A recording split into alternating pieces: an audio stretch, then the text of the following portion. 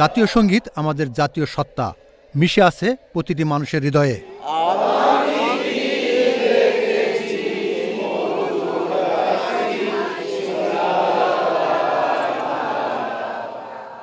সম্প্রতি এই জাতীয় সঙ্গীত পরিবর্তনকে কেন্দ্র করে সাধারণ মানুষের মধ্যে সৃষ্টি হয়েছে বিভক্তি।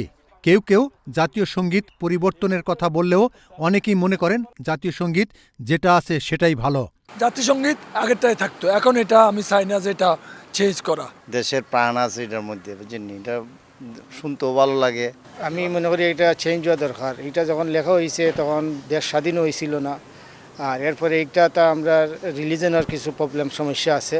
জাতীয় সঙ্গীত যেটা আছে আমাদের, এটা আমাদের স্বাধীন বাংলাদেশের অস্তিত্বের পরিবর্তনের। জাতীয় সঙ্গীত সংবিধানের সাথে সাংঘর্ষিক বলে সাবেক এক কর্মকর্তা এই জাতীয় সঙ্গীত পরিবর্তনের কথা বলেন। এতে রাজনৈতিক দলের নেতাকর্মীদের মধ্যে সৃষ্টি হয়েছে তীব্র প্রতিক্রিয়া, যার হাওয়া লেগেছে প্রবাসেও।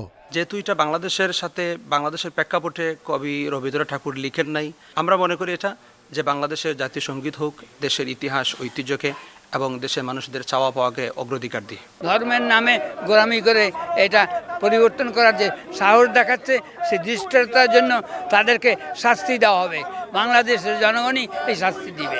তো যে কোনো পরিবর্তন বাংলাদেশে আসুক, সেই পরিবর্তন যাতে জনগণের স্বার্থে হয়, দেশের স্বার্থে হয়, দেশের স্বাধীনতা সার্বভৌমত্বকে রক্ষা করার স্বার্থে হয় এবং জাতিকে ঐক্যবদ্ধ করতে পারে, সেই ধরনের সিদ্ধান্ত আমার মনে হয় নেওয়া উচিত। বাংলাদেশ জামাত ইসলামী দল হিসাবে বাংলাদেশের জাতীয় সঙ্গীত কি হবে, এটা পরিবর্তন হবে কিনা, যেই কথাটি এখন আলোচনা হচ্ছে, এই ব্যাপারে জামাত কোনো চূড়ান্ত সিদ্ধান্ত নেয়নি। আমি মনে করি একটা জাতি হিসাবে আমরা ঐক্যবদ্ধভাবে এগিয়ে যাওয়া উচিত। এই ব্যাপারটি যেদিকেই হয় এটা একটি সমাধান হওয়া উচিত। মুক্তিযোদ্ধারা মনে করেন বাংলাদেশের জাতীয় সঙ্গীত অনুপ্রেরণার শক্তি। আমরা তো এই জাতীয় সঙ্গীত রণাঙ্গনে আমরা ব্যবহার করেছি, আমরা এই জাতীয় সঙ্গীত দিয়েই আমরা যুদ্ধ করেছি, এইটা আমাদের প্রেরণা ছিল। আমার সোনার বাংলা দিয়ে আমরা এই যুদ্ধ করছি, এই জন্য আমাদের সোনার বাংলা এটা থাকতো, আমাদের কঠোর থাকতো, আমাদের চাই। অনেক দেশের জাতীয় সঙ্গীত পরিবর্তনের নজির রয়েছে, তবে এই আইনজীবী মনে করেন অন্তর্বর্তীকালীন সরকারের আমলে জাতীয় সঙ্গীত সহ যে কোনো পরিবর্তন আনলেও নির্বাচিত সরকার সংসদে আবার তা অনুমোদন দিতে হবে।